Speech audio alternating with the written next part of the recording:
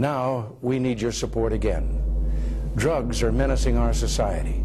They're threatening our values and undercutting our institutions. They're killing our children. From the beginning of our administration, we've taken strong steps to do something about this horror. Tonight, I can report to you that we've made much progress. 37 federal agencies are working together in a vigorous national effort. And by next year, our spending for drug law enforcement will have more than tripled from its 1981 levels. We have increased seizures of illegal drugs. Shortages of marijuana are now being reported. Last year alone, over 10,000 drug criminals were convicted. These are a measure of our commitment and emerging signs that we can defeat this enemy. But we still have much to do.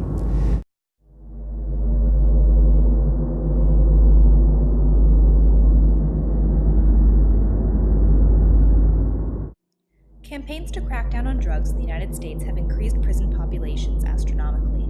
Despite prisons being constantly built and renovated across the United States to accommodate the increasing number of offenders, criminal justice researchers have found that there is simply not enough space to efficiently house inmates.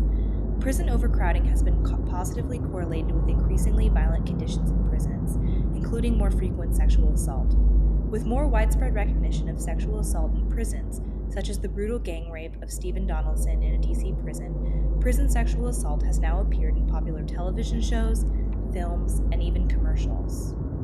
A dominant narrative about the nature of victimhood and abusers has grown out of these media representations of prison sexual assault. In examining media representations of rape in prison, it is important to note the dominant narrative present and, just as importantly, the stories that are not told.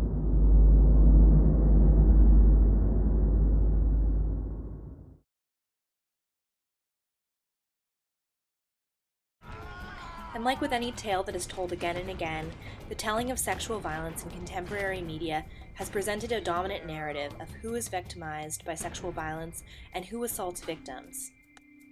In this narrative, abusers are presented as colored, marginalized, heterosexual bodies that are hardened criminals trying to gain power and control over their victims through sexual assault. Victims are generally presented as young, white, privileged, heterosexual bodies. They are targets for sexual violence because of their effeminate dress or behavior. Commonly, the victim is presented as wrongfully accused of a crime so that audiences can sympathize with their condition. This dominant narrative excludes all other narratives of sexual violence in prisons and the experiences of individuals that are consensual. It ignores the narratives of LGBT individuals that are more at risk for experiences of sexual violence in prisons. It suggests the dangerous idea that victims can be blamed for their sexual assault because of their effeminate behavior.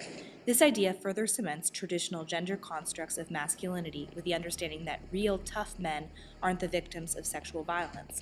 This belief only prevents more men from coming forward to share their difficult experiences of sexual violence out of the fear of being labeled as gay or weak or facing violent repercussions. The underlying belief that sexual assault in prison is a normal condition or a just punishment for committing a crime must be stopped. No one deserves to be raped. In this piece, I'm going to explore how this dominant narrative is present in a 2002 7-Up commercial and explore what the stereotypes there are present about victims and who is victimized by sexual violence. They say if you're going to sell something, get yourself a captive audience. Oh, watch the sleeve. Okay, there you go. This place is going to be a gold mine. I'm not picking that up. Hiding it from your roommate? That's not nice. Oh, I knew I didn't bring no cash.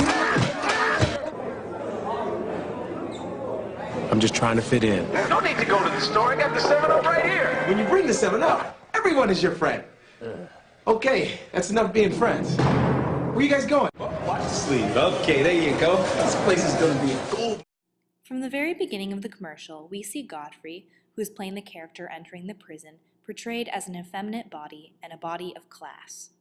One of the important things to notice about Godfrey is the attire that he's wearing. He's wearing a sweater vest, a tie, and loafers, amongst the other prisoners that are wearing jumpsuits.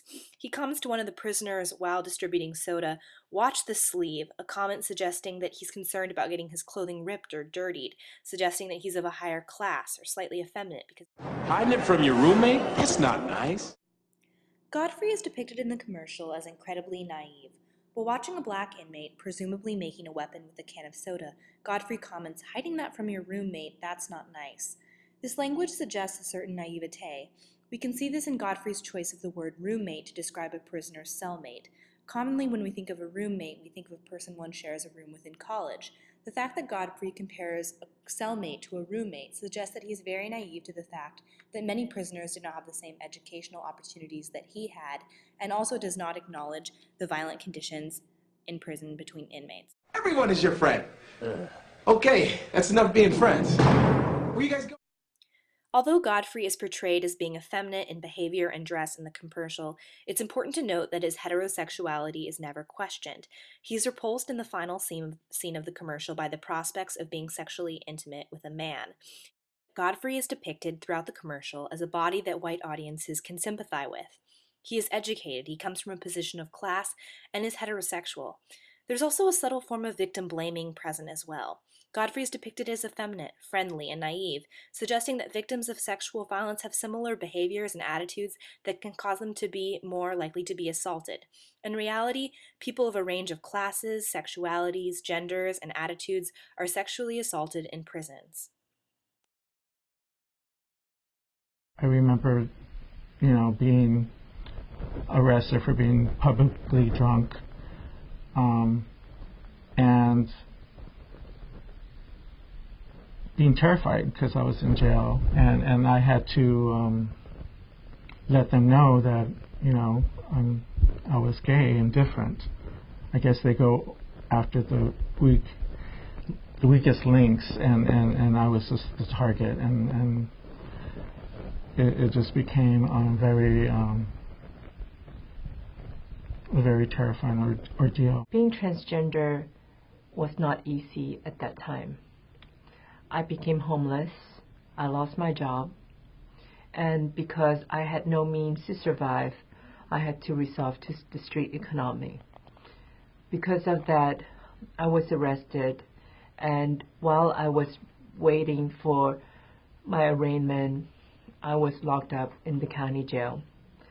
I was coerced into having sex against my will with another inmate. And during that time, I was exposed to HIV.